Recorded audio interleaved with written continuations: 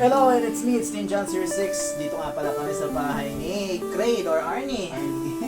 So, ito yung dati ng system unit. Yeah. So, meron kami i-recover ditong 3.5 hard drive.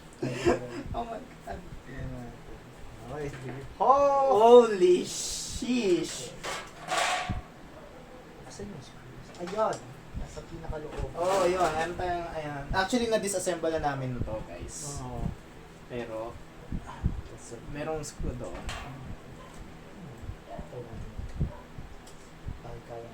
Oh, they do that. Oh. Ilagay din sa... Okay.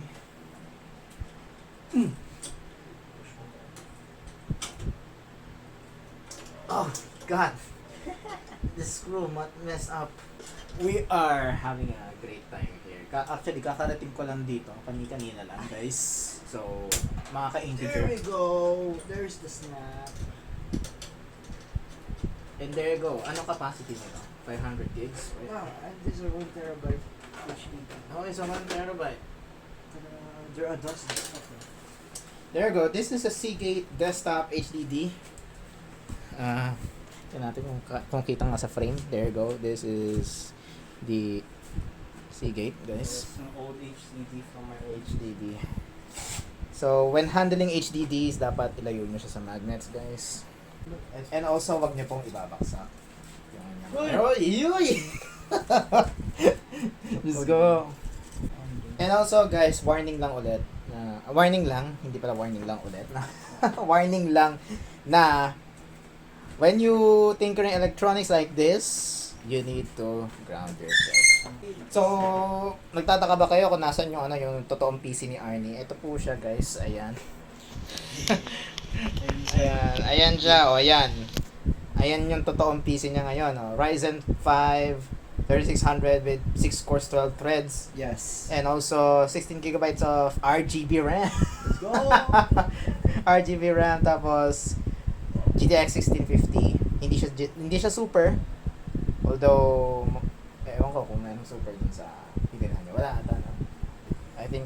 At saka kung meron ng super, wala na sa budget ni Arnie. So, Actually, it's okay. yung binuild namin siya. Sakto like for 40,000, tapos medyo lagpas pa nga ng 500 siya nung binuild namin. Kaya like, we were, pinakadulo na talaga nung... Same sa'yo, di ba? Yung on your build with the 50K. oo, yung build ko kasi, guys, yung back in 2018, no? 50K yung PC ko. Oo. And ayun. Alam mo saan napunta yung 50K sa keyboard and Windows 10 license. So hindi lang 50K talaga yung yung PC ko. Nasa 45 something yung PC ko. Pero yun talaga nagpamahal eh. Pamahal yung diyan, So sabi daw, ilalagay natin to dito sa PC. Etong hard drive na to, yan nahawak ni Arnie dito sa PC na to. We got stuff I need to recover. And also, ayan po yan. Meron tong data Meron tong data na hindi natin alam kung ano. Pero okay, anong pa ba yan kung ilalagay siya, ililipat sa ibang, sa ibang PC, kailangan pa ba reformat, or pwede na i-plug? No, pwede natin i-plug to. I think this has an operating system, di ba? Mm-hmm. Okay, let's see, ha? Let's see kung itong hard drive na tayo, mapapasok natin dito sa modern PC ni Arnie. Hopefully sana. Hopefully. Have to turn it off muna or okay lang naka-on? Yeah, hindi. Kailangan natin i-off yung system mismo para ilagay natin itong hard drive na to. So, yeah. Naka-off na ba? Nope, not yet. Shut it down. May gagawin ka pa ba muna? Pa-check nga ng Windows security. Kasi, meron kaming na dito. Inon. Don't switch. Go to Windows security as usual. So, Okay. Di ba device yun? yep, device security. There we go. Yun! Lumabas na nga siya. Security processor and secure boot. Yun yung wala sa akin last time, di ba? Yep, lumabas na siya. Ready na siya for Windows 11. Nice. Well, okay na Windows 11. Well, okay naman ang Windows 11. Check ko lang yung sa kung ito yung gagamitin. No need, that is a thumb screw. Ah, okay. That's a thumb screw, so no need. So we need to turn off the power supply before tinkering anything else. Turn off the power supply. Sa AVR. Then tapos AVR na rin para Plug na din natin just in case. And also, dahil meron tong capacitor sa loob, discharge na natin using this. So, wala na ba? Okay, I'm grounded. Let's see. For how long? Grounded for how long? What the heck? Wow, ang linis, boy, ng cable management ni Arnie, guys. So, wow. So, paano natin ilalagay yun? Are there any space? Any spacers out there? Alright, tingnan natin. I think unfortunately wala akong makitang spacers dito. Yeah. An HDD spacer na pwede natin pag-routan nito. So, I guess hindi natin mailalagay sa loob mga ating hard drive. Ayun, look at here. Wala kasing ano dito eh. Ito lang yung ano mo, yung spacer. Ito na kasi power supply na to. Hindi na ilalagay. Yeah, you could buy a tawag dito, dock, a 3.5 dock na gaganon mo, isa-sandwich mo yung ganito, ilalagay mo as parang oven toaster yung ano. Pwede, you could buy that. Kasi wala akong makita dito ng spacers. Wala. So, unfortunately guys, wala tayong makitang spacers dito sa sa PC ni Arnie. Oh well. Kailangan bumili ni Arnie ng dock kasi para ma-recover natin yung data nito. Or bili na lang ng NVMe. Oh, talaga lang ah. I saw the budget naman ng NVMe is around 1.5 with scam. Right? You can buy a pretty decent NVMe. So walang spacers dito. So wala nang paglalagyan ng HDD, na bagong HDD. So this one will go straight to hell. The joke lang guys. We'll just hide that for Hindi. Ano lang to, let's just keep it. Bibigay ko na kay Arnie. Here we go. Thank you. Hide. So kailangan ni Arnie na bumili ng dock kung gusto natin ma-recover yung data nito. Kasi wala na talaga eh. Wala na space. Well, try to ask Russell. We have the same case naman. Baka he knows. And also, wow, ganda ng mesh. Magnet. Magnetic mesh. That's why I like the chassis. About the chassis. Most of it is magnetic. Ganda ng props to PC options na ganda na Cable management. Mine, it sucks. It sucks so bad. Kaya kapag napanood niyo yung mga dati kong vlogs nung in-install ko yung NVMe ko, don't judge me. Yun na yun. So, ibabalik na natin. Ay, sakit. Oh. Napakan mo. Oo, butik. May screw pala dito. Isa Gosh. I'm gonna stab myself with a screw. Woo! This is quality. Quality case. Nantibay. I think I was like, but nga for a pretty good case, it's pretty cheap. May mga NZXT doon. Oh, I want NCXTs. So they're really nice. Because they were all black. I wanted for a blue, a white chassis. Ito lang yung available na white. There you go. Oh, there you go. You need thumb screws. Muntik na, Diyos ko po. Kailangan to para matakpan yung ito. Oh, yan. Sana nakikita ng frame. Sa frame. There you go. You can see my face. Oh, look at me. Yan, there you go. White ka na yun. Yan. Nice one. So, wala tayong nailagay dito sa case. So, wala tayong na-content about this one. Pero hindi. No problem. Meron pa tayong iba pang content. Kasi, meron akong dinala para kay Arnie. Kasi, magbe-benchmark tayo ng PC today! Oh. Eto, guys! Ang nilalaman nito ay Cinebench and Furmark. So, ang Cinebench will test the CPU. And Furmark will test the GPU capabilities. And also, dinaload na pala ni Arnie yung Hardware Info 64. So, titingnan natin kung paano mag-perform yung hardware ni Arnie sa under heavy load. And you have the RGB lights as well. Parang RGB lights. Daming RGB, ah. Pag naglalaro ako tuwing gabi, ito yung mukha niya. Wow. Tapos on natin yung RGB lights. Yeah, boy! Sure ba isang color lang parang hindi na sa... Wow, ang ganda ng mousepad niya. Setup Wars. Iano natin to sa Setup Wars ni... Ano ba yun? Ni Tech. Ewan ko. Kalimutan ko yung channel. So, yung Setup Wars segment. There you go. RGB! Ayan, RGB lights, baby. Make game faster, just kidding.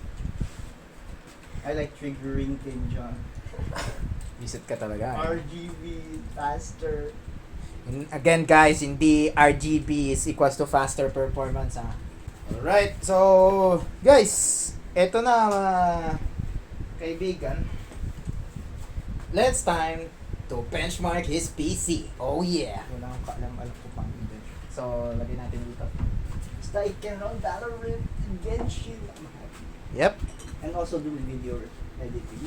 Do video editing. So, ayan po, guys. Lagay na natin dito yung camera sa harap ng monitor. So, ang gagawin natin ay let's do benchmarking ng PC. So, i-copy lang natin to sa downloads folder niya. Okay, kinakopy natin yung Furmark and the the Cinebench. Pro tip, ito yung ginagamit lagi ni Linus Tech Tips kapag benchmark ng PC. So, yep.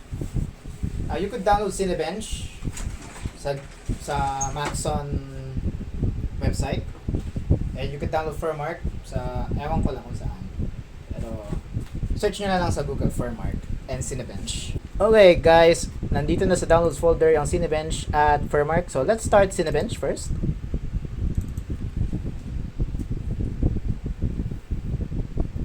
Yan, Maxon. There you go. Cinebench. Accept natin yung license agreement. So, na-detect na AMD Ryzen 5 3600 6-core processor, 6 core threads, Windows 10, 64-bit Professional Edition. Let's do... Wait lang. Open natin muna yung Hardware Info 64. HW Info 64. There you go. And open na rin muna natin yung Task Manager if lahat ba ng CPU threads ay nagpe-perform na mabuti. So, ngayon, wala muna siyang sensors only. Close natin to. Alright, start na natin yung single core and I will get back to you kapag natapos na to. Isang core lang muna tayo. Isang core lang muna tayong nag-ano.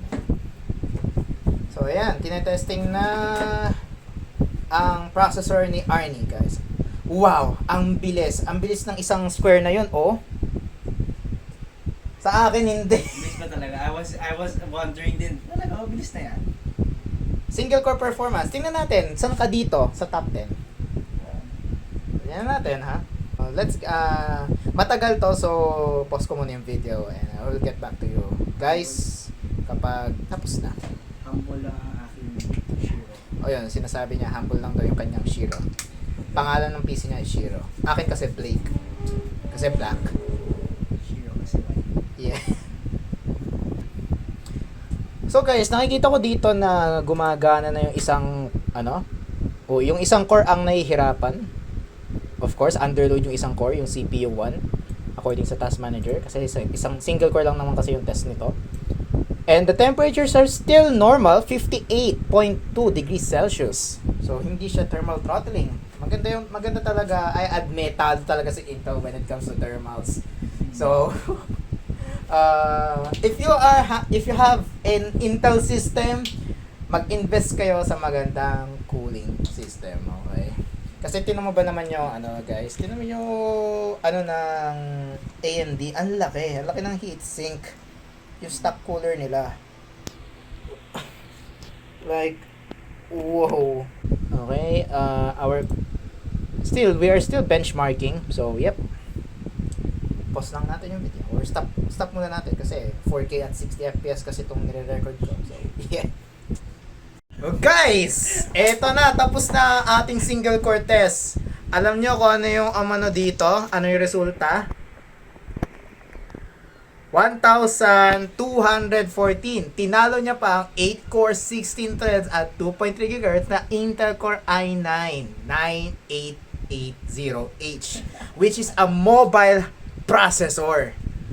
A mobile processor na high power mobile processor kasi H yan. Pero hindi niya for some weird reason hindi niya natalo si Core i7 7700K, which is a 7th gen. Well, what can you do? So, yeah. Okay, decent yung kanyang yung multi-core performance. And then yung temperature niya, yung tinitingnan namin ni Arnie while we are taking a break when recording, still okay, it's still on 58 degrees Celsius. So, ibig sabihin maganda yung cooling na in-implement dito sa case na to. Props to PC Options again, and also shoutout na rin kay Russell for the fan setup. For the fan setup. And ayan, nagbunga na nga ang inyong well, hindi pa natin inaano yung multi-core. So, let's do multi-core. Let's start multi-core. Mas mabilis yan. Yes, mas mabilis kasi 12 threads ang nito. Here we go. 1 2 3. There you go. Oh. Okay, ayan na po. Ibig sabihin, under stress na talaga tong PC kasi multi-core talaga ang pinakamabigat na test dito sa Cinebench. Kamusta yung temperature? Kamusta ang ating Oh, yun naman. lahat ng threads ay gumagana. About the temperature, kamusta? We are at 74.6. 76.1. Still good. Still good, under load. At least hindi siya thermal throttling. Anong highest na? Ang T-junction ng isang AMD processor ay 100 degrees Celsius. So, we're not still thermal throttling, right? Hindi pa nga tayo thermal throttling. Yan, no. Nakalagay dito sa ating HW info or hardware info 64 na hindi pa tayo thermal throttling, so we're still okay. Ayan guys, damn, 80 na yung kanyang core temperatures. Good pa naman yan. I will get back to you kapag tapos na yung test. So guys, tinatapos niya yung test kasi tinetesting niya yung CPU for throttling. Pero nakikita na namin ni Arnie guys na nasa top 6 ang kanyang CPU. So, Ryzen 5 3600. I think muntik niya na matalo si Ryzen 7 first gen.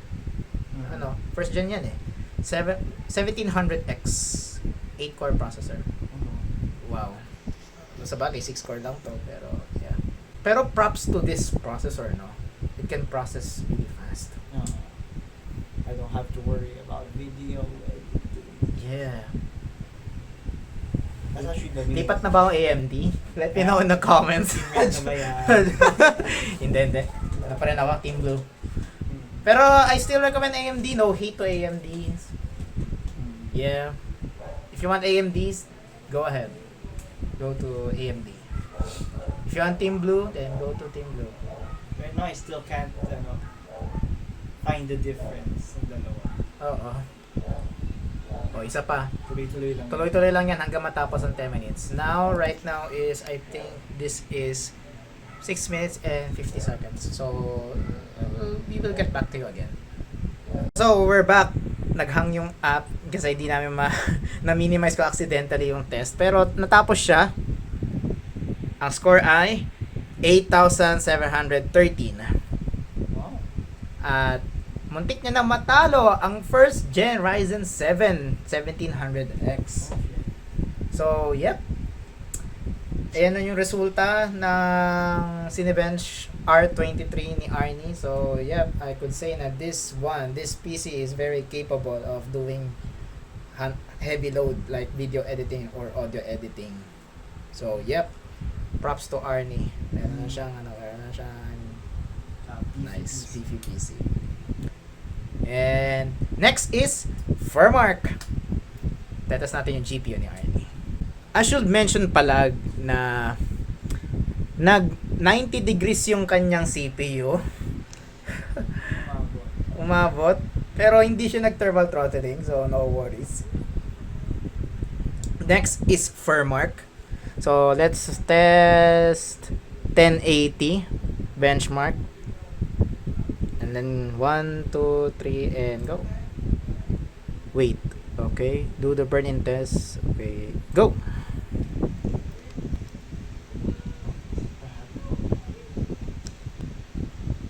Oh.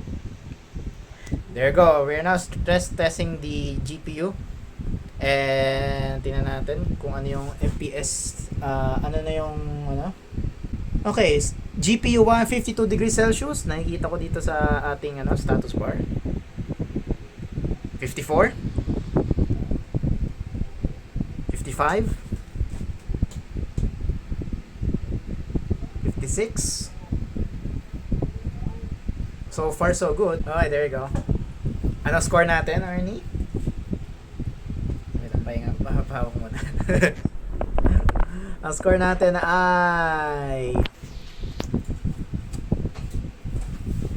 2,627 points in 44 FPS. So, GTX 1650, average of 44 FPS. So, ayan na po guys. Tapos na ang ating pagbe-benchmark. So, I would say na this PC is pretty capable. Like, look at that score. Max GPU temps niya kasi bago pa lang yung GPU, in-stress test na natin. Agad yung kanyang GPU. Yeah. Ayan, 62 degrees Celsius ang pinaka max temp, and that's good. And ayun na nga po mga kaibigan. Ayun. Yan yung ginawa nating benchmarking ngayong araw para sa aking best friend. Kasi kapag meron akong may bagong PC yung kaibigan ko, ini-stress test namin. Guys, ayun nga pala yung namin, content namin ngayon. Dapat i-insert namin yung hard drive ngayon. Kaso, hindi ko mahanapan ng spacers, HDD spacer. I will consult, Arnie will consult Russell, I think, kung paano gagawin. Pero ang suggestion ko sa kanya is buy a 3.5 inches dock na para ma-recover yung data.